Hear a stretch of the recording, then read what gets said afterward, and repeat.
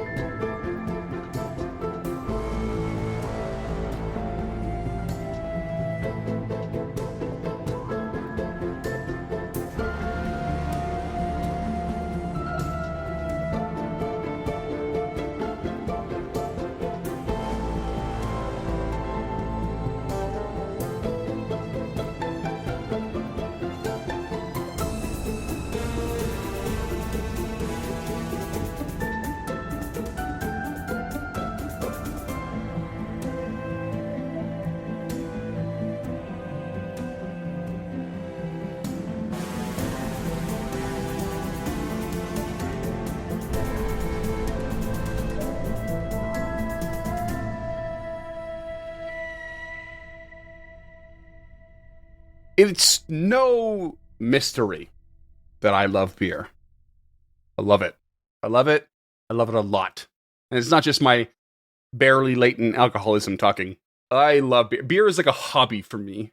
I really, really love it. I know Scott's sitting there going, every time I say I love beer, or beer's a hobby, he's going, oh, he's actually just a snob. But no, I love beer. Snob. My love for beer started back home in a place that I worked with, Duncan, known as Lemongrass. And there's an app that some listeners and people here might be aware of called Untapped, that released in like 2014. Yeah, and I got onto it because Duncan and I's old boss, Phil, kind of got some of us into it. And I've been in a loose competition with Phil ever since. And he's always been ahead. He was almost always ahead of me by a couple hundred beers, unique check-ins of beers on this app. And when I went to Australia, I was catching up quick. I was trying all kinds of shit as much as I could. And I got ahead of him, and I've been ahead of him for a while. And he just retied me the other night. And as of this moment, I am drinking my 3,000th unique beer, according to the app. Snob. I feel like you were expecting more of an applause for that or something. Some fanfare. I'm so stoked. Yeah, you're less likely to get an applause than an intervention here. Yeah. For the listeners, you should see the absolute shit-eating grin on his face right now. This is the most public cry for help I've ever seen. Well, he's drinking a beer that looks like the worst piss you can take in the morning. No, I've specifically was like, I need to make sure it's a good, like, solid beer for 3,000. Arbitrary milestone, I get it, but there was something special about it, and especially since I was like really trying to keep in line with Phil. And I'm drinking a locally made Belgian style beer from Dagorad. It's called Burb Twerpen. It's part of their Entropy series, and it is an Abbey style triple, aged in bourbon barrels at a whopping 10.4%. It's delicious. It's like caramel and butter and fizz and alcohol, and it's so lovely. Oh, And I'm nice. just And when he grabbing says at it. he's drinking, listeners, I'd like to remind you all that we're recording separately, and he himself is drinking this 10.4%. Yes. So if this edit or if this episode gets a little messy, you know it's Daggerad's fault. if I forget how anything works, it's because. You made it, Booze. buddy. We're awful proud of you. But it's beautiful. It is awfully. That's it not is- situational. That's just a T-shirt that he has. That's a caveat for his life. If he forgets anything, it's booze. It's. Oh my god! There's some merch right there for the podcast. I think that's just a chest tattoo. Yeah, if you could remember to make that T-shirt, go ahead. But I'm not going to bet on it. I'll make a note of it when we do the review at the edit. Maybe. Yeah, you're going to have a post-it note that just says beer is good at the end of all of this. No. Beer am good. IR baboon. I'm Weasel. Oh, that's a good cut. I love that. That is a real deep cut. Do you That guys is want to so deep, explain that yeah. for our listeners? Anybody who's younger than 30? Well, there was a show called Cow and Chicken. It was called Cow and Chicken, right? It's a cartoon. Yeah. Wasn't that a spin-off of Ren and Stimpy? No, but it wasn't by the same creator, but it was that kind of like early Cartoon Network, like early 90s fever dream fucking cartoons that Like- we all grew up on. Like, certainly inspired by. It was like right in the same wheelhouse as Rocco's Modern Life. Love that show. Rocko's And- Modern Life, yeah, Eek and the it- Cat, Yes. Eat the Cat. Oh my god. Yeah. The Wacky World of Tex Avery. All these Right, really just yeah. fucked up. Like, we should not have been watching these growing up, but Oh, they, not at all. Late night Teletoon and whatever. Yeah. Oh, so good. And Cow and Chicken was so absurd. And was it Weasel and Baboon were like a show within a show, or like a sub show in the Cow and Chicken show. yeah, kind of like how yeah. Animaniacs had all their little Right. different Yeah. spin-offs, like Pinky and the Brain and stuff. Mm-hmm. And it was just, absurdity, surrealism, just like ridiculous, absolutely ridiculous. And The moral of it's- the story being Freeman is an alcoholic. Also, for the record, Weasel was voiced by Michael Dorn and Baboon was voiced by Charlie Adler. So, like, there's really there's some shit there. Yeah. I know Michael Dorn as Worf from TNG. Yeah. Who's Michael Adler? Charlie Adler. He's a very famous voice actor who took over for a lot of Chris Latta's stuff after he died. Chris Latta was the original voice of Cobra Commander, Starscream. He had that very very high-pitched, hissy, intense voice. So Charlie Adler did a lot of his stuff after he passed, specifically Starscream in the newer Transformers movie when you hear him talk at the end of the very first one. He also did a little bit of the stuff in the cartoon. And he did do, I believe, I'm prepared to be corrected on this, I do think he voiced Cobra Commander in the G.I. Joe Resolute series. He also voiced in the animated series of Earthworm Jim. Ooh, Yeah, groovy. Jim, right? Yeah, he did Earthworm Jim. Yeah, Yeah. That's awesome. Amazing. Nothing quite like cartoons and alcohol. We're all adult human beings here. I probably should be drinking that alcohol right now. You're hungover. You literally need alcohol to recover. That's hair of the dog, boy. What's wrong with Yeah, you? best way to get over a hangover is just to get drunk again. I've got a personal theory that hair of the dog is a reference to like witchcraft and like Eye of Newt and this and that, whatever, and like in the curative potion or elixir of what ails you needs to come from the source in which you got your ailment. I have no idea if that's true. Well, actually, the origin is that it comes from an old belief that someone bitten by a rabid dog could be cured of rabies by taking a potion containing some of the dog's hair. Ah, nice. So I was mostly right by just guessing. Oh, that's so good. I love it. I love that. I think that's so fun. So, God, I'm an alcoholic. enjoy the rabies and the alcoholism. There are a lot of phrases like that where the whole phrase doesn't get said nearly often enough. yeah. Mm. Into the frying pan. Top of the morning to you. Out of the frying pan? Yeah. Oh, out of the frying pan. Sorry. Fuck. I've been drinking.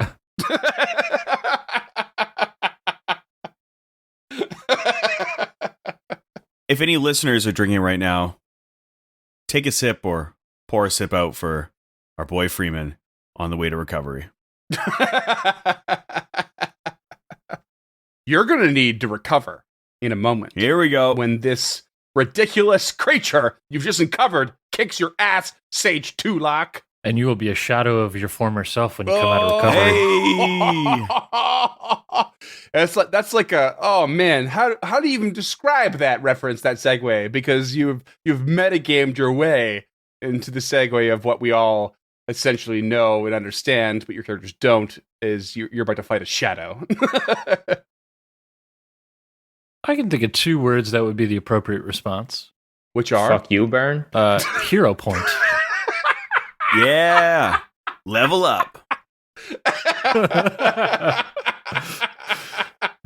Oh my god. I don't know which comment made me laugh harder. Level up was real good.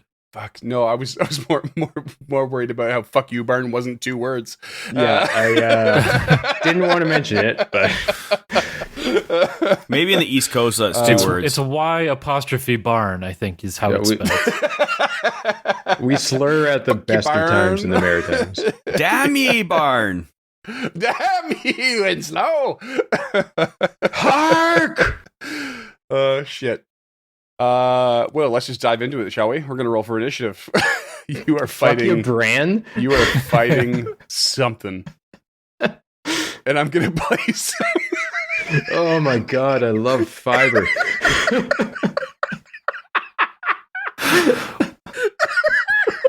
Oh shit, we got him. Oh god! I didn't even The worst see part that. is we can't keep it in because there's no context to it at all. None. It's gotta That's go. okay. I'm editing it. I'm leaving it in. All right. Good luck. There will be a non sequitur of just fuck your Bran. This is Duncan from the future here, punching in. I just wanted to let you guys know that James typed this into the chat, and that's what inspired what's about to happen next. Let's watch, shall we? I mean, Brought I'm to not you opposed by to it at Raisin all. This is explicitly not a paid ad. Brought to you by Fruit Loops. Fuck you, Bran. More like fuck you, Kellogg's. Heard that though. Like, for real though. Oh yeah. Like for real. All right. Initiative. Give it to me. Fizzik. How's a 19? All right. Lady Gilda. 7. Wah, wah, wah. 7. Oh, Jesus. Tulak. I have been avoiding notice throughout most of this, but I did not specifically say it again after we finished looting that altar. What say ye? Perceptione, please. You got it, you son of a bitch. 11. All right. Combat starts. Beginning top of round 1. Fizzik. What do you got? So the door in front of Lady Gilda is open, and I have clear line of sight on this shadow cutting a feminine figure in a pretty nice pantsuit. I'm not gonna lie. Seriously. It looks like a shadow of Hillary Clinton, to be honest. Yeah, really. It looks like she's only wearing the jacket, and the pants are just gently implied because they clearly turn into her ankles. It's a suit jacket and some Spanx. We're all agreed on that. Right. Could I recall knowledge on this shadowy dame here? You may, and for you, I will roll a. I mean, from your positioning, you don't even have line of sight, do you? Oh, you do a little bit. I thought I did. I can Yeah, see. you do. I will roll for you a religion check. You have no idea. Okay. In that case, shit. Like, it hasn't really made any menacing moves towards us, has it? All it's done So- is pop out of one of the alcoves of the sarcophagi in this narrow hallway.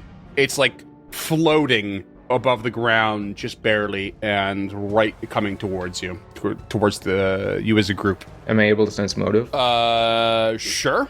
That's going to be a second action, though, just so you know. Yeah. Yep. Well, I don't want to just start blasting. Sure. Like, Yep. As far as you know, it's coming to kill you. okay, I'm going to start blasting then. I had already armed my fancy new crossbow with an alchemist fire. Oh, did you? Yes, I did. Love if it. you remember way back in the last episode. I don't listeners. remember. I remember. Yeah, well, Cheaters. A lot of them. Remember the Titans. Remember the Titans. Strong all right, side. So you have an awkward line of sight here, although you do see it, but it's at least going to get lesser cover from where Gilda's standing in the doorway. Oh, yeah, she's colossal. That was a 16 to hit. No bueno. Dinger. That's 3 actions. That's my turn. Okay. That brings us to this creature, this shadowy creature, who will float forward and straight up to Lady Gilda, and with a hand, strike out for a 19 to hit. No, sir. You were defending, weren't you? I certainly was. You don't even need it, though. You're AC 20 now, aren't My you? AC is 20 now. Oh, Yep. oh, you're a beast. Okay. And we'll strike a second time for 25. Oof. That is a hit. Okay. And you take 11 negative damage. I'm going to use my shield block there to reduce that to 3.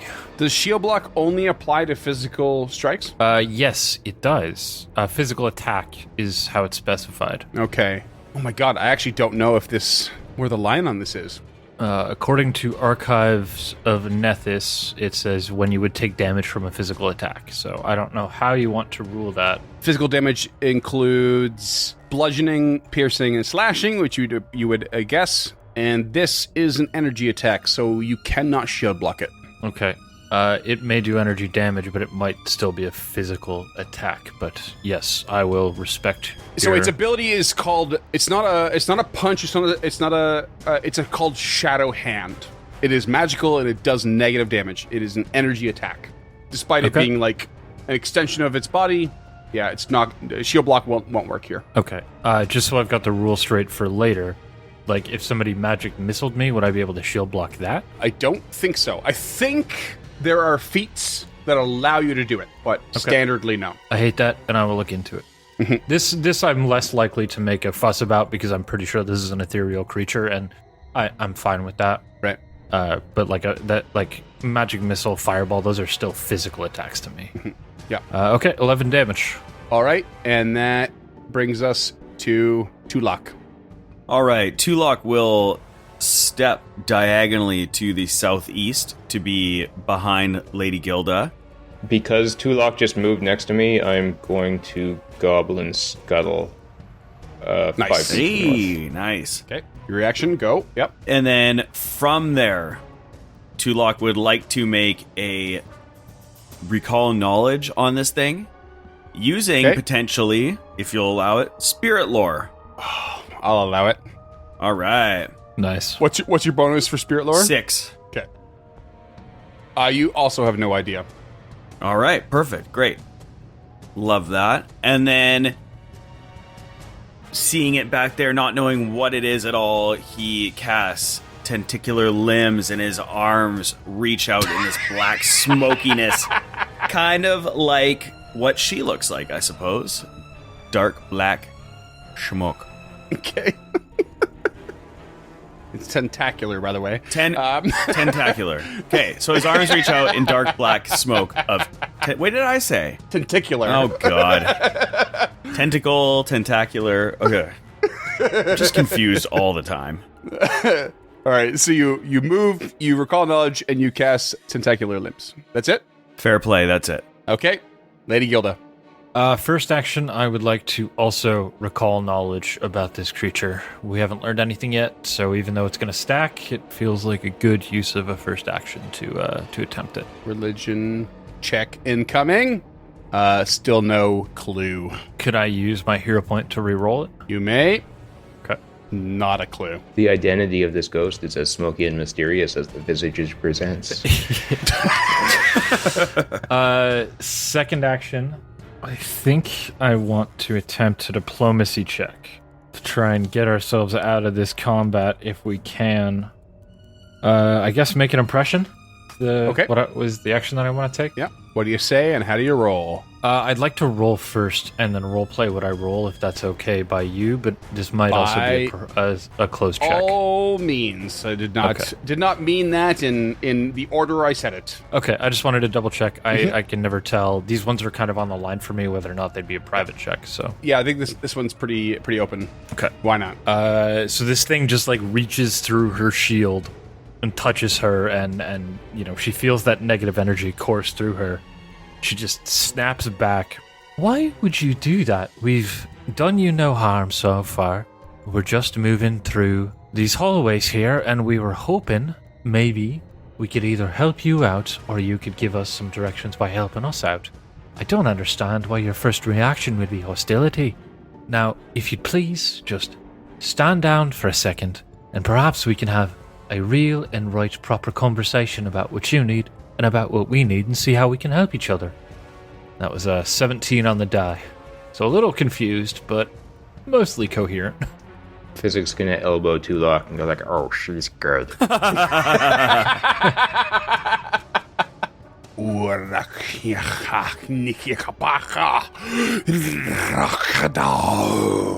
Only Tulak understands the speech of Nekril Yeah. that says, I serve the lady and you are not welcome here.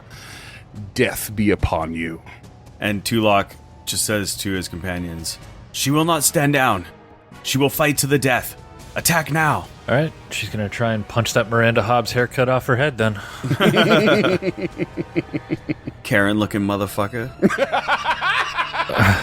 That is a very bad roll with a 12 to hit. Not going to hit. All right, that's all 3 actions for Gilda.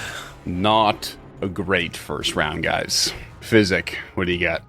Well, I got 2 shots left with the 1 bomb I had already loaded into that crossbow because I get 3 shots per bomb with this fuck off crossbow.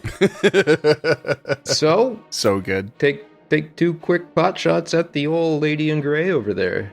How's a 19 to hit? Not gonna do it. Fuck you, Baron. Okay, so I got 1 more at a map -5. Not 1. Oh, not going do it. And as a last action, I will attempt 1 more recall knowledge on this spectral Karen. Is there a reload on your crossbow? Alchemical crossbow has the reload property of 1. Reload property of 1. Okay, so you fired originally and then had to reload for your first action for the second round, fire, and then now you can reload again. So that nat 1's basically not going to count. But you have that third action to reload again if you want. Yeah, okay, yeah, that makes sense. Okay, so you've spent 2 of the bomb. Makes sense? I'm basically infusing bolts with alchemical reagents right now. Yeah, okay. Yeah. Well, so it still operates the same as a normal crossbow. So equally ineffective. Great. I guess that's my turn. But when it hits, holy shit. Okay, that's you. Barely. And, I mean, it's going to strike out again at Lady Gilda. Okay. 31 to hit. Yeesh. Fuck. Not a crit, though, eh? It is a crit because my AC is 20, but I'm going to use my reactive shield feat to, as a reaction, snap my shield into place to gain my shield's bonus to my AC, which would make it 22 to negate that crit. Oh, that's going to be clutch. 14 Still might kill me. Negative energy. Yeah. And it uses its next action to steal your shadow. Jesus which Christ. will give you the enfeebled 1 condition, Cool. reducing your strength-based whatnot. Yep. And will then strike a second time for a 13 to hit and miss. Tulak. All right. Tulak will, with his tentacular limbs, reach over the shoulder of Lady Gilda and attempt to chill touch. Okay. Cool. This is a fortitude save for me? Yes, sir. 25. Oof. All right. That makes it. Anything happen? Yes. So... Oh, no, it does not. Okay. So, unaffected, unfortunately. And then I guess he's just going to try another recall knowledge. No. Yes. Recall knowledge. Here we go. Okay. Natural 20. Hey! You sneaky little calamari boy. like that. Oh, finally. This is a shadow. we've established that metagaming-wise. Yep. Now you know in-game, 100%. You know that those who attempt to parlay with shadows might typically keep them at bay with a glowing weapon or some such. But in this case, it's not working. I'm going to give you 3 things. And I'm just going to go ahead and give you the 3 most important things. It has resistance to everything 5. Except Force, Ghost Touch, and Positive. And it has double resistance versus non-magical attacks. And that includes alchemical attacks. Oh, fuck you. It is immune to death effects, disease, paralyzed, poison, precision, and unconscious. And it does have light vulnerability, but it has to be magical light. And an attack with something that has magical light will bypass these resistances, or count as non-magical, more accurately. It will still have resistance 5. So, metagaming-wise, the fact that it's on Lady Gilda's shield is at her disadvantage right now. Yeah. Not her hand wraps. But it is undead and incorporeal. A lot of those resistances are coming from its incorporeal nature and immunities. But Lady Gilda does still have the advantage of her current status of, is it disrupting for undead? Disrupting, yeah, for Yeah. undead. She still has that. But the light on her shield is not offering an advantage, sadly, based on the sets. And I'll throw another one in here. That Steel Shadow is, if it keeps stacking, it is a cumulative thing for Enfeebled, and once it hits a certain point, things will go south fast. Yay. All right, well, that is it for me. You can't dispel and recast light on my hand wraps. I would love to, but I'm out of actions. Okay. Lady Gilda, you're up. This is a proper hard fight. I'm throwing that out there now. First action, she'll strike out with the hand wraps. Okay. Enfeebled 1, so that's only a +8 to hit. That is a 20 to hit.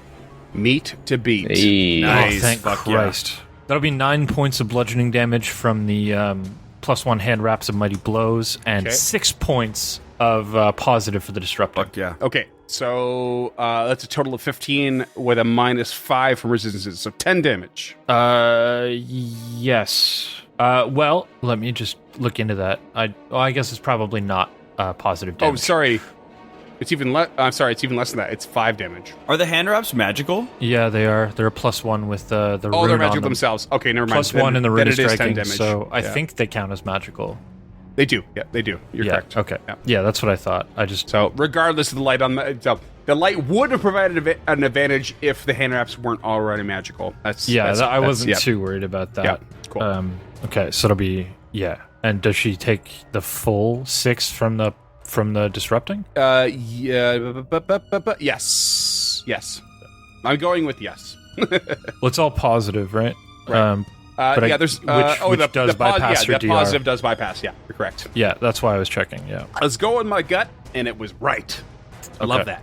that. She will strike out a second time with the hand wraps. The map -4. Come on, baby. That is a 6 to hit. Ah. Nope. Oof. And with her last action, I want to attack her, but I don't think I can. I will lay on hands myself and give myself 6 HP back. Okay. I'm hurting already, so Just a quick. It's not going to apply here, but a quick point of order, just out of curiosity. Does that have the manipulate trait at all? Laying on hands? no. Okay. This is like the sort of thing that might like incur reactions, possibly. I put it in the chat. It just has the divine healing, necromancy, and positive traits. Okay, cool.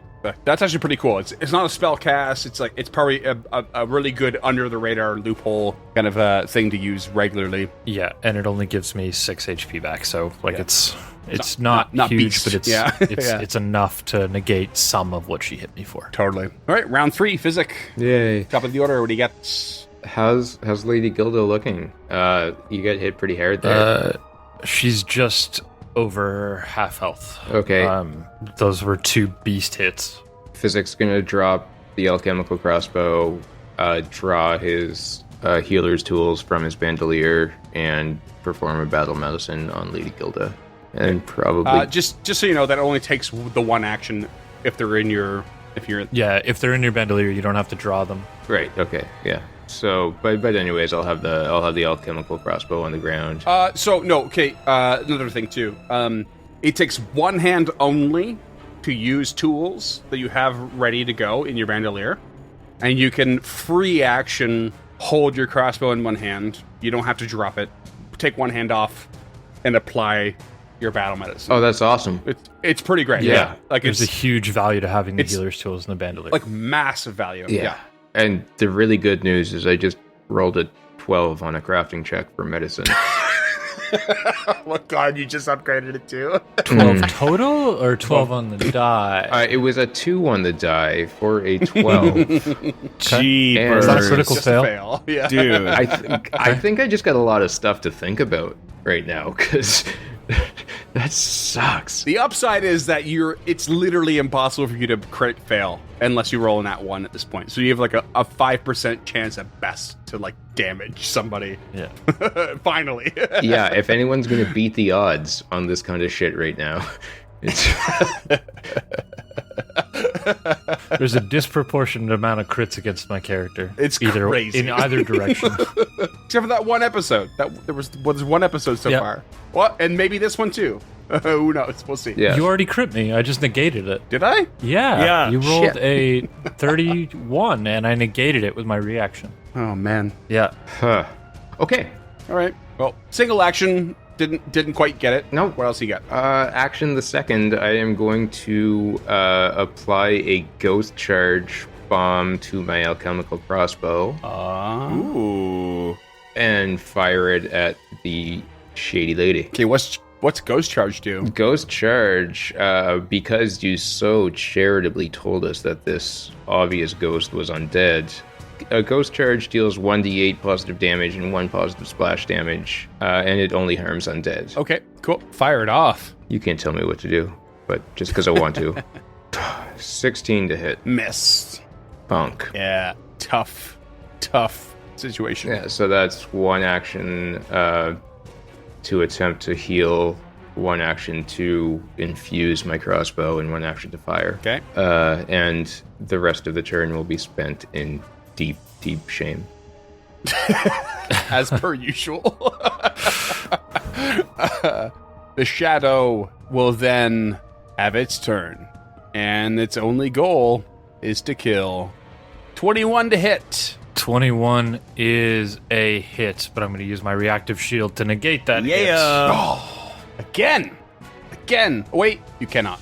Why not? You only regain your reaction at the start of your next turn. Oh, wait. Never mind. I'm an idiot. I'm And going to I'm raise run- my shield. And I'm running Use this my reactive game. He's drunk. Don't worry about it. As soon as I pulled the creature stab block away and then like looked at the initiative order, The I was turn like, order? oh, I'm a dummy. Yeah, listeners, Yeah. lunatics are running the asylum right now. Okay. Negated. Nice. Second attack. 28. Yeah, that's a Son hit. of a bitch. 8 negative damage, and it steals at your shadow again, making you enfeebled 2. I'm going to want that compass when we're done here. Fizzik. Oh, I forgot I had that. I didn't, but Tulak. you're the only What one do who you knows got? what it is. All right, Tulak, with his arms wreathed in black smoke, raises them into the air and fires 3 rounds worth of magic missiles right in this fucking face. So, Wait a second. Did you realize that force damage is an exception? yes, I did.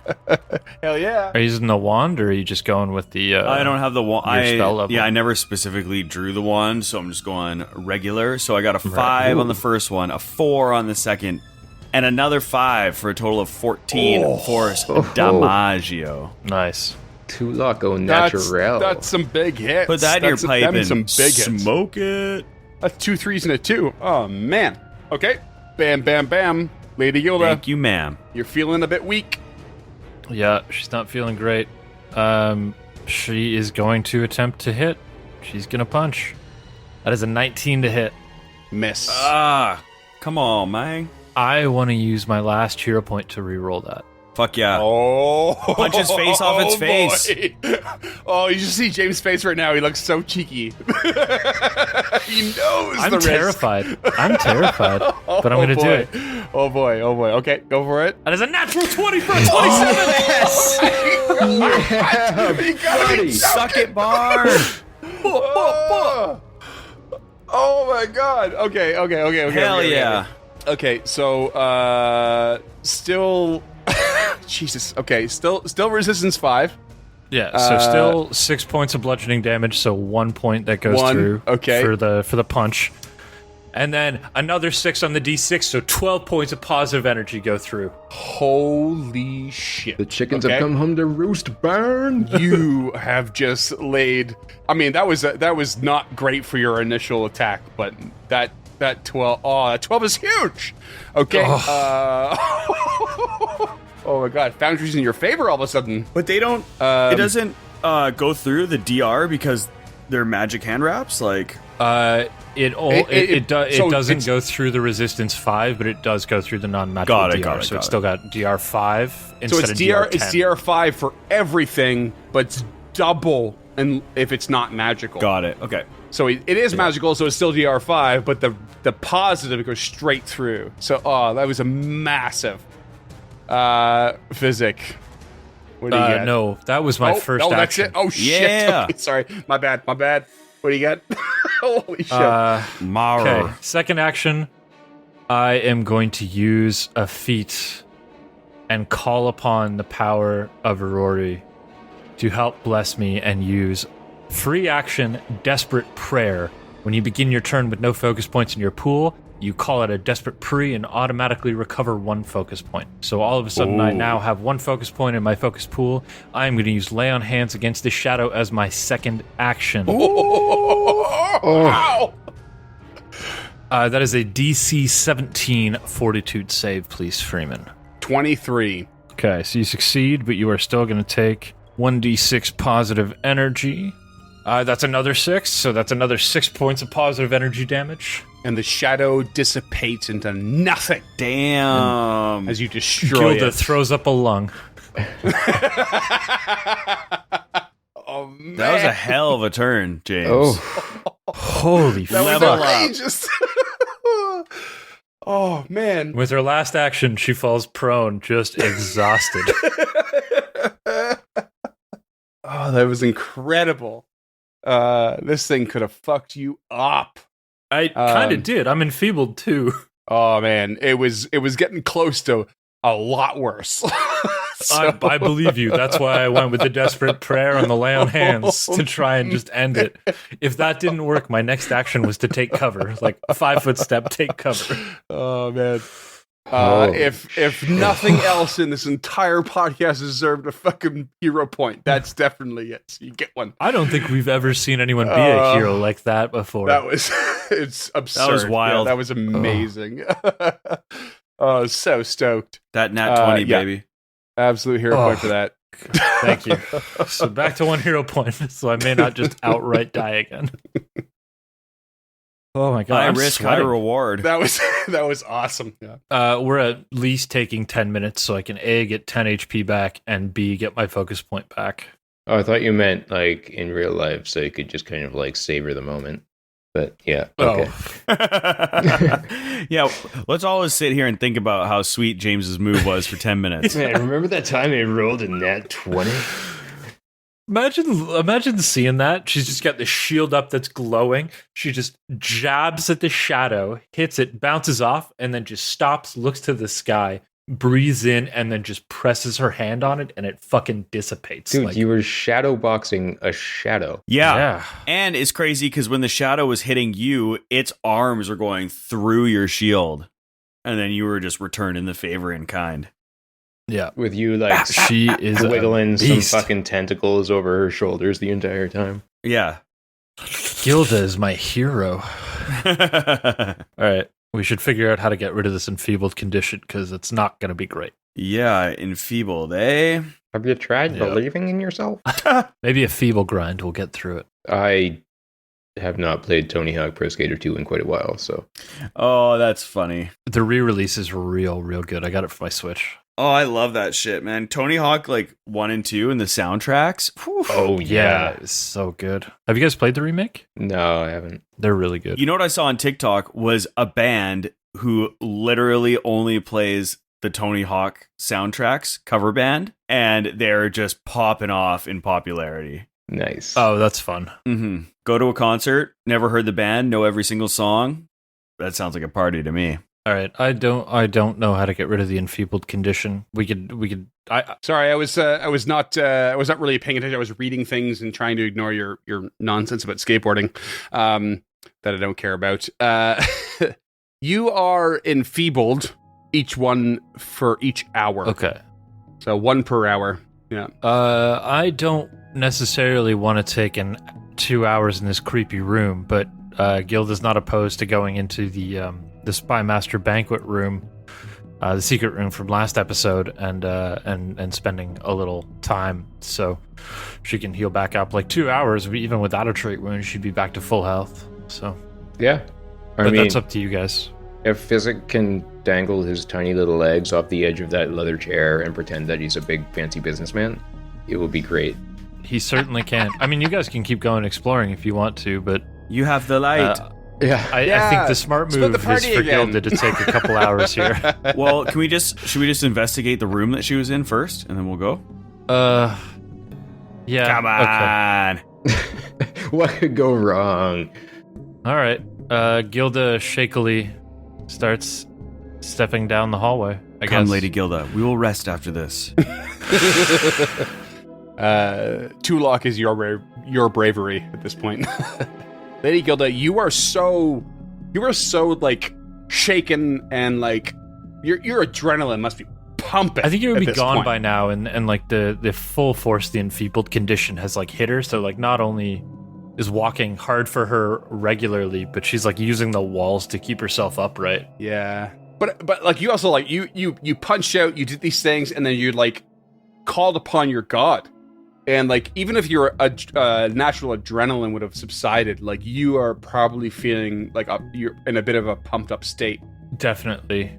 You know, yeah, totally, and you know right away as you explore, like you see, you're hyper aware of your surroundings, whether in a defensive or offensive or divine nature, that you are in the southern side of the room that you once saw with the giant dead purple worm-like creature, and that's where the center of the lighthouse She's is. also very happy to know, with that desperate prayer, it was the first time she's known for sure that Aurori hasn't left her behind for what she let Tulak do Yeah. with Borbo. So this is a big moment for her. You're not wrong. 100%. So that door ahead of you, you know where it leads to. Tulak is searching this room as they come through. That door leads to the room with the purple worm in it, the corpse. It's you know the one directly below the lighthouse, the one we've been looking for. I do know the room that you speak of, and I'm glad that we found that this path leads there. It'll be good to know that from this angle we can't be flanked unless something else has come in there as well. I will do a quick search of this room and then we'll go rest. And you can gain your strength back. Yes, that sounds like I could use a ration or two. Anything in there, Barn? No, there's a lot of sarcophaguses, but sarcophagi, but they're all like decayed enough that you can peek inside. Sarcophagus people. Sarcophagus persons. There's nothing available for you to loot. There are corpses inside, but nothing of value. Copy that. All right, we head back to the shadow table. I'm still hung up on how bad those sarcophagus puns were. Fuck's sakes. You can have those. You can take those Well, home, present if them you're as your if you're own. hung up, why don't you just sit in silence for a change? That'd be great. How long are you? Look, he's doing it. Are you guys Amazing. okay taking 2 hours here? Oh, yeah. I mean, Yep. We seem to be in a safe place. Tulak sits in one of those chairs in the other room and slowly just kind of puts his hand into the pocket of bones on his belt and is just kind of running them through his fingers. The beauty part now is as long as we rest, I don't need Fizzik to try and heal me. I think you would be more comforted if I didn't. Yeah, so just waiting there, I would regain 120 hit points. I'm just here for moral support. It's fine. Oh, true. Did you get the... What was it you were saying about the compass? I want the compass, but Gilda doesn't know about it. That's the thing. Oh, it's not in my inventory. Where is that? It's in the party inventory, but you identified it. Okay. So that made me assume you had it on you. Mm-hmm. Well, you know what they say when you assume. Uh-oh. You look like a dick. Episode title? Question mark? Yeah, I mean, actually, that is a really good little compass there. So, I mean, if you want it, you can keep it. But if I put the Aeon Stone in it, not only do I get the benefit of the 1 HP back every 10 minutes, every minute, I get -1 resistance to negative energy damage. So each one of those attacks would have hit me for 1 less, and I get the ability to just cast light on my own damn self. Oh, okay. So I understand all those words, and you don't have to tell me twice. So the compass is yours. Okay, I'm gonna take the compass then. He's taking the compass. So you're She's saying taking there's the a chance. Samsonite. What's that from? Dumb and Dumber. Okay, Nice Hooters. so she will spend however long it takes to invest in the compass, which I think is 10 minutes, I'm refocusing while I'm in the other room as well, by the way. and then put the pearly white spindle Aeon Stone inside of it. So now you can have your own light spell, Tulak, and light your tentacles while you slap shadows around. Yeah. That John Denver's full of shit.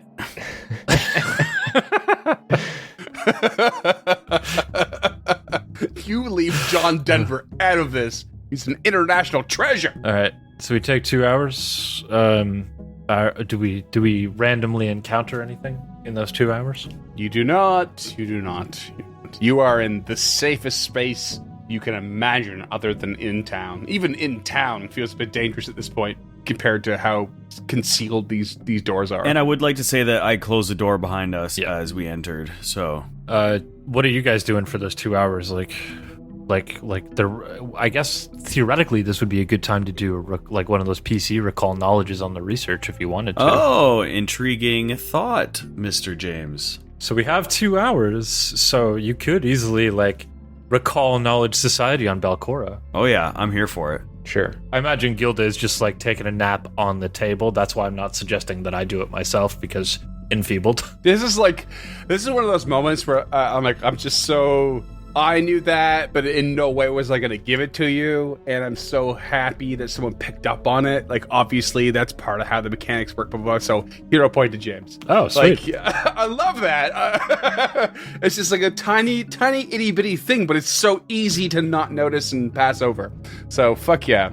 I don't even care what the check ends up being. I mean, that is so apt because I was totally happy to let Fizzik just dangle his stupid little legs on the end of his chair.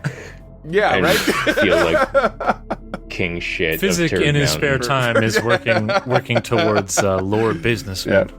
Yeah. Lord CEO.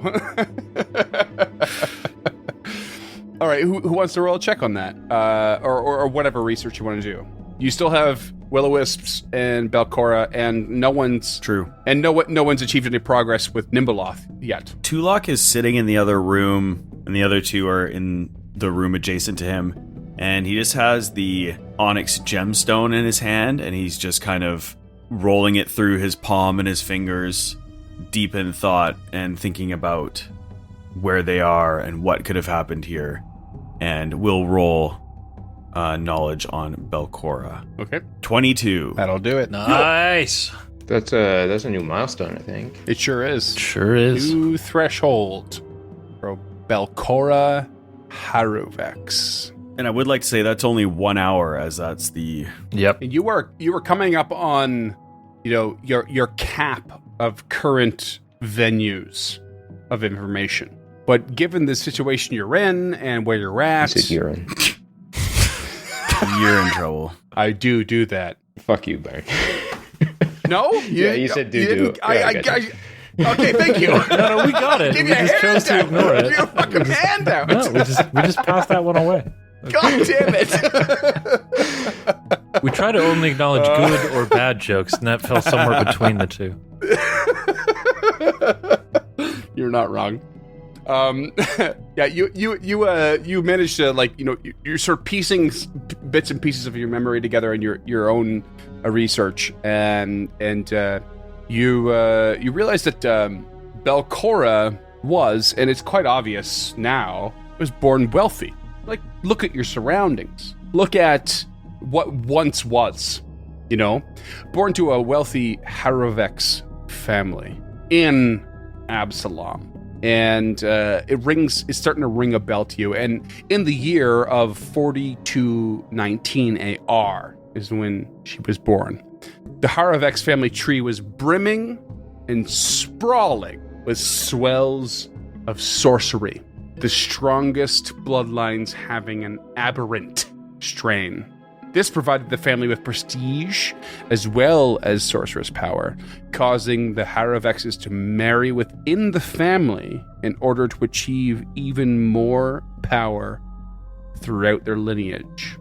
They were successful, with the most powerful of their lineage living in Absalom approximately 500 years ago. Are you suggesting that Tulak comes from a Chinatown kind of situation? I'm not suggesting anything. An Escape from New York situation, maybe? Big Trouble. Those are very different movies. So Yeah, they are. I just say weird. So looking at this here, she was born in 4219 AR. The lighthouse construction was finished in 4234. So with my shitty math skills, I think she's 15 when it was constructed or finished construction. And then it said that the most successful lived in Absalom about 500 years ago. And so it was finished construction 487 years ago. So basically they were the most powerful in Absalom right before they got here. Does that make sense to you guys? What I just tried to say? Nope.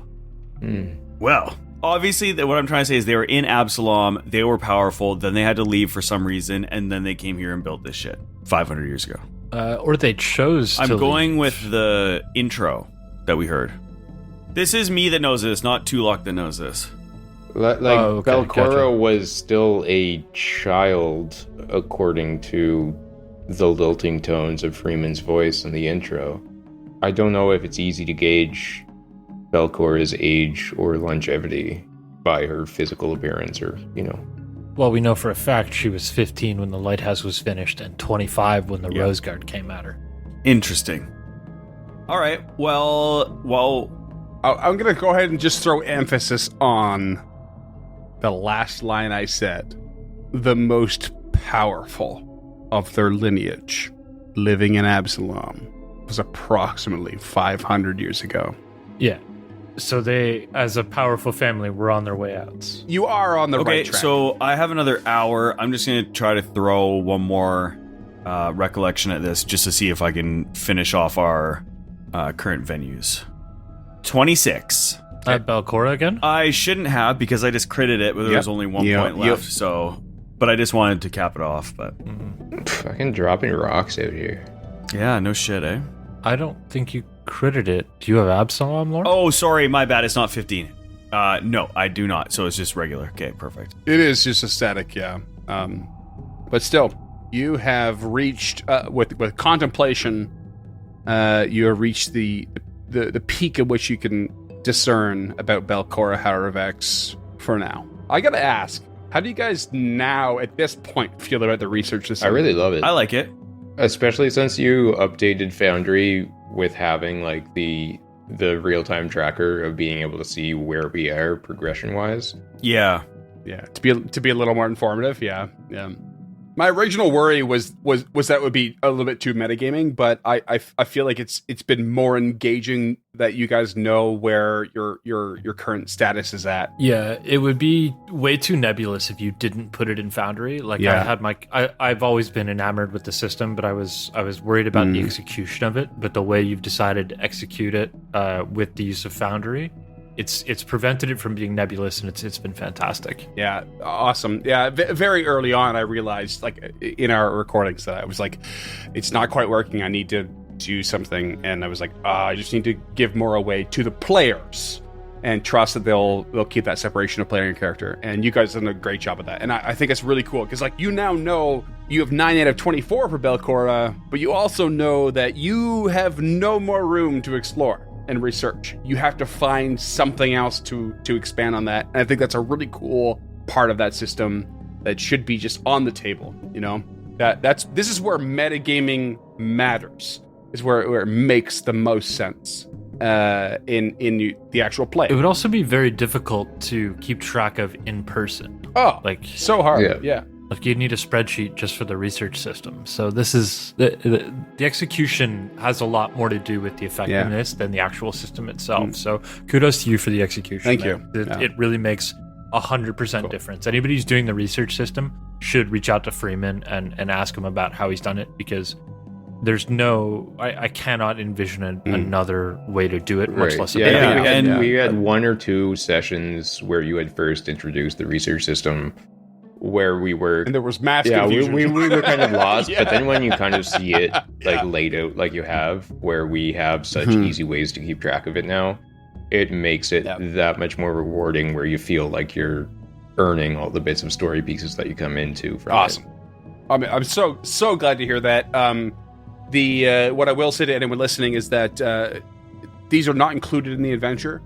I built them myself, but I used the Malevolence shorter adventure from Paizo as a basis to understand how it works, and then I chose what I should and should not be available based on this adventure, using that as a foundation. And so I would happily converse with anybody about how it could and can work and exchange ideas. But yeah, I immediately saw the value in it when I started reading Malevolence, and it was just before we started recording this, and I was so eager to put it in. I saw the value in the long term, and the execution wasn't perfect to start. Once I realized what was happening, I realized I had to put a little more transparency into it, and it's been working really well. So I feel like I felt like it was, and you've now all just told me it's working really well. And I'm so stoked. I'm so stoked that it's working well. And listeners, if you do reach out to Freeman, ask how he is. I was struggling alcohol addiction's going. Just yeah. Before you get too big for your britches, I do have to say, fuck you, Baron. Okay, well, you've rested 2 hours. Got some progress there. That was great. Well, Fizzik didn't get to do any research, did he? I mean, he was quite happy, just like dangling his sure, all right, there. Yeah. Cool. But you know what? Yeah, it's up to you guys. Twist my little goblin arm, why don't you? Was that a guinea pig noise? That was me, like, twisting something that was, like, rubbery. Okay. Like a guinea pig. Yeah. I guess you just said we're out of research areas for Belcora, huh? Yeah, but there's still Nimbleoth. You have reached your capacity. Nimbleoth would be good. Nimbleoth. Would that occultism for Nimbleoth? It's actually going to be a religion for basic stuff. Otherwise, you could do academia or library lore or outer god lore. None of those sound good. So religione it is. Or you could gather information. Diplomacy. But you can't where you are. No, he's not gonna stop dangling those legs off that big leather green chair. He's just gonna sit there and contemplatively think about Nimbleoth while rolling religione. You mean contemplatively? Don't correct me, Baron. That's a 24 on religion. Hey. Oh. Yeah, that's gonna give you a point for sure. Well, that's a feather in my cap. And ain't that lovely? Ain't that lovely? No threshold. We're on the board. In case you were wondering, but yeah, it's progress. Yeah. I mean, All right, cool. baby steps. That's it. Yeah. Yeah, we're no longer nimble lost. Ooh. Oh my God! What Oh, is boy. wrong with all Oh of my god. So much. Jeez. So many things are wrong. Sweet Nimbleoth. I can't handle this.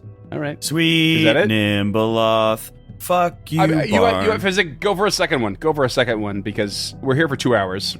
Another Nimbleoth, eh? I guess that's... It's like it's in line with what James's confusion with how I laid it out with like the 1 action or 1 hour. Like if you're just sitting there in contemplation, we can assume it's 1 hour instead of a single action.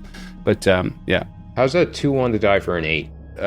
that's no good to me at all. And you're a complete failure at most things in your life. The only thing you find out is that he is, or she is, a gymnast who likes heavy metal, aka a nimble goth.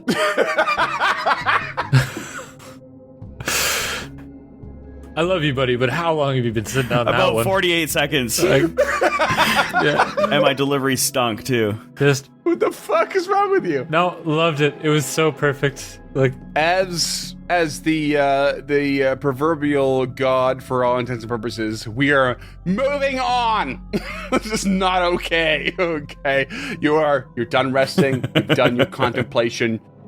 You've quote unquote researched. I'm over it. We're You moving sound kind of on. nimble cross right now. Moving on. Shut up. Moving on. It's not a thing.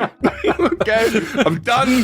that was the best one so I didn't far. even hear it. I don't care. I'll laugh know. at it in the You'll review. hear it in the review. That's You'll it. hear it in the Okay? playback. Not It's interested. fantastic. Moving on. Tulak comes into the room and turns to Lady Gilda and says, how are you feeling? Do you feel like you can go on? You know, my strength's returned pretty aggressively. It turns out there might be some merit to the afternoon siesta after all, you know? I've never had a problem with it before. Said Scott, not Tulak. Tulak never sleeps. Shall we carry on to the door to the north of the makeshift shrine there? Or? I believe that is a good choice. Okay. I mean, there's plenty of other doors for us to go down, but seems like the appropriate one. Fizzik, let's go. Fizzik will very begrudgingly lift himself off of this chair that he's so enamored with. He just slides off of it. So we head to the door to the north above the shrine, and Gilda listens at the door. Not a sound. And Tulak detects magic. Not an inkling. Let's move forward. She opens the door. You open a door to a 20 by 10 foot room. Only a few fragments of shelving appear on one side of what was obviously a pantry, comparing to the previous room, which was once, obviously a kitchen of some sort. To the northeast is a door, and to the northwest is a door. Could I search the shelves, given secret doorways opening previously? Yeah. You do not see anything out of the ordinary. Gilda opens the door to the northeast. And you discover yet another stairway leading downward. And Tulak pops the door to the northwest. Another narrow hallway that leads to and gives you the smell of water and must and moss and flora. But you can see quickly that there are some decayed and abandoned boats ahead of you, as if it might be part of that passage south of where you came in via the boat originally. There's also a door midway through this hallway that is to the south. Tulak walks down the passageway and detects magic at the door. Loads Ooh. of magic. He pulls out the wand of magic missile and drops his position down in an attempt to avoid notice. Gilda, a little dejected at seeing yet another staircase down, closes the door and looks toward Tulak in his tactical stance. Mm-hmm. I guess is probably the best way to put that. And then he points towards the door, and as she approaches, he says, "There is much magic behind this door." She will take the defend action as she's coming down that hallway towards him. And Fizzik is going to load his crossbow with another alchemical fire. Nice. Okay. Is that your third bomb in the crossbow at this point? Third bomb. And she opens the door. Cannot. Oh. Appears to be locked. What's it made out of? It's a properly solid wooden door. but it is well preserved compared to the others. And you could force it open with an athletics check, but it is specifically locked. So a thievery check to pick a lock would also possibly. Well, I don't want help. to tell any tales at a school here, but got some of these thieving tools. A little bit trained in thievery. Sure. Is yours, is bud. that Fizzik's new voice? No, this is my surly narrator voice, who is in the back of Fizzik's head all the time. He's unsure of the accent. Fizzik, in his own theater of mind, is played by the Duke. He's basically got Sam Elliott in the back of his head. Oh, yes. I'm firmly convinced that a younger Sam Elliott should be playing Tom Marilyn in the Wheel of Time series. Spoiler alert. Why a younger Sam Elliott? Tom Marilyn is old as fuck. Right, but also Sam Elliott is like pretty old at this point. Yeah, I mean, like Sam just Elliott's been old a since Tombstone. Slightly younger Sam Elliott would have been perfect for the description. Like literally spot on. And I'm a bit chuffed about the guy who's playing him is great. He's actually done a really great job, but it's not the image I have in my head at all. And Sam Elliott would have done it the most perfect justice, I think. That's I don't think Dash. I've ever seen anybody in my head other than Sam Elliott play that role because of that Right. fucking that Oh, wicked it's mustache. all about the stash. There's no That he stash in often the series. blows out, Sorry, like, guys. There's yeah. no stash in the series, and it's the dumbest thing in the world. Really? It There's no pisses me stash off. in the series? There's no stash. There's How does he zero blow out stash. his mustaches? He's got a beard. Like, He's got a fucking. No. We're not going into it. I'm right. annoyed by it. He's just he's a still dull. really good. pick that lock. Pick that luck. Yeah. I didn't take knock, Does so he still have his sweet patchwork cloak? Who? Not as good. Not as good as you'd think. But it's still there. All right, Fizzik, you're picking the lock. Buddy, am I? With a 26. Ooh, That'll do it. Hot damn. That'll do it. I'm just a sneaky That'll do little it. goblin. That'll buy. We finally found what Fizzik's little hands are good for. Well, no, I'm not even going to go there. You'd want me to cut it anyways. Meow. You crack the door to an octagonal chamber that is adorned with swirling runes carved into the stone, Ooh. and then filled with dull, silvery metal. The floor is polished smooth, as is the ceiling 10 feet above. This is our safe space. Yeah. Checkpoint. And it is exceptionally reminiscent of the very tiny portal chamber that you found on the first level, except this is 15 by 15 essentially in the octagonal portions. The teleportation closet versus teleportation room. Right.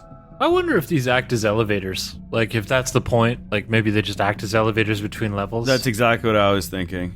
So you step in the middle of it? That's why. What? Nope, I was not paying attention. That's exactly what I was thinking. Right into the middle. Yeah. Tulak just ventures in, calls it a day, has a dump in the corner. There we go. No big deal. I stopped paying attention. I was trying to figure out how to put the light spell on myself. Light goes off of you and onto me, and you can use the compass. Yeah, she will spend an action to activate the compass, the command word. Okay, can I do like a knowledge check on this? Is there like what's the word? Arcana. Okay, I got +6. Yeah, okay. I will attempt to aid with my cooperative nature. I do aid with a 21. Yeah, I mean, Tulak, you know for a fact, like this is exactly what that tinier room was. You could tell by the grooves in the walls and the stone, the fact that they are currently still filled with silvery metal. The one above was, you could tell there was scrapings and bits and pieces left behind, but it was scraped away to the degree that it was irrecoverable, right? This is fully intact. This is usable if you know how to use it. And as a spellcaster, you know that it requires the knowledge of a particular ritual. And you don't have that knowledge. Do I know what it's called? Interpretive dance. It is called Teleportation Circle. Got it. Do I know if they can go anywhere, or do they have direct links to other ones? Absolute direct links to other ones. Okay. It's not It's an elevator. Elevator. If I put this here, I can go wherever I want. It is. They are linked together. And can you make your own new one that could come You here? certainly can, but it's an extraordinary cost and effort and time. Okay. I'm just wondering, like, if we could stick one somewhere in Otari. Griffin McElroy, if you're listening, this is the solution to your fantasy elevator problem. Welcome to Pathfinder. And there's nothing else in the room other than that, eh? That's it. It is clean and bare and beautiful. Honestly, tremendously beautiful. Does he know how to activate it? There's no idea. Nope. Okay. No, because I need that spell. He knows there's a ritual towards it. Yeah, but Oh, it's a ritual to use, not to create. Got Yeah. it. Okay. Okay, got it. And what I will say too, I'll put this here now in advance. A ritual in Pathfinder 2nd Edition is something that is not required. You do not require a spellcaster to do it, even though it's a magical thing. So that's like kind of in the circumstance in which like the whole party's none of them are proper magic users or don't have spellcasting, appropriate properties or abilities. You can still do rituals, and there's tons of them, and they have lots of things attached to them. In this case, it is a ritual-based thing, and you need to know the details of said ritual in order to utilize what is here. All right. So Tulak heads out of there, realizes that to the west of them is a room full of boats that has a path that leads down, which they never went to, and he is just he is just figuring out that it potentially leads down towards that room that they heard the scratching. Just one big circle. Yeah. I mean, it's certainly in that direction. You're not wrong. He motions to Gilda and Fizzik to follow. And they We too. agree, so we do it. And she starts heading down that narrow pathway, all the while taking the defend action. And I am still avoiding notice. As you travel down this extremely narrow, damp hallway heading south, Gilda finds what appears to be the outside of a crumbling wall, and with a relatively broad opening into a room similar to the rest of the dungeon. This little hallway is like, mud and stone and roots coming through it. It appears to be dug out of the ground and earth and not finished. When she steps through the threshold, a sofa-like throne made out of an old mattress can be seen in the center north section of this room. Several pieces of reconstructed furniture and dozens of bones sprawl across the northern side of the room. A narrow rivulet of muddy water trickles from a narrow tunnel to the south and forms a puddle in the center of the room. You also see a robe-adorned Morlock sitting on the throne, whose eyes turn straight towards you. And there's another Morlock who seems to be just sort of picking away at the rubble and the bones next to the throne. And as this robe-adorned Morlock looks at you, it speaks.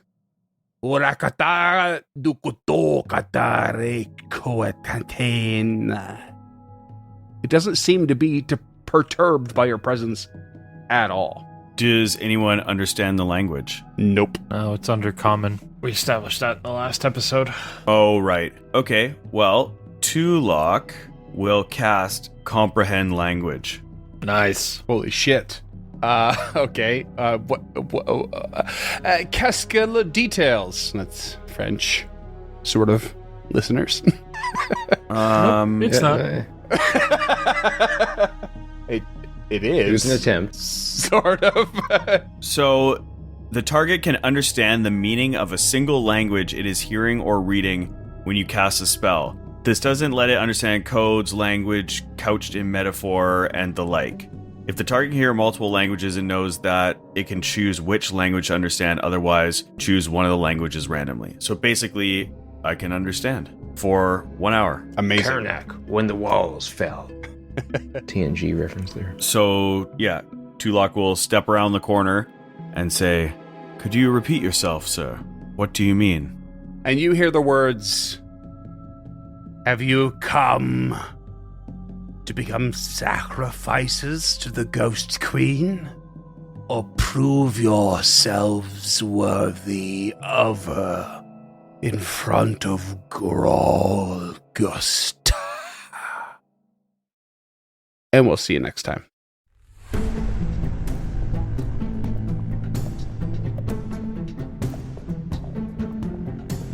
Stemming the Tide is an actual play podcast of the Adventure Path Abomination Vaults and is produced by the Uncharted North Network. Stemming the Tide uses trademarks and/or copyrights owned by Paizo Inc., used under Paizo's community use policy. We are expressly prohibited from charging you to use or access this content. Stemming the Tide is not published, endorsed, or specifically approved by Paizo. For more information about Paizo Inc. and Paizo products, visit paizo.com. Music is composed by Will Savino and artwork by Greyhood. Stemming the Tide is recorded remotely using Foundry Virtual Tabletop. If you wish to connect with us or support this project and projects to come, we can be found at unchartednorth.ca, patreon.com/unchartednorth, and on all major social media platforms. Links to all credits can be found in the episode description and our website. Thanks for tuning in.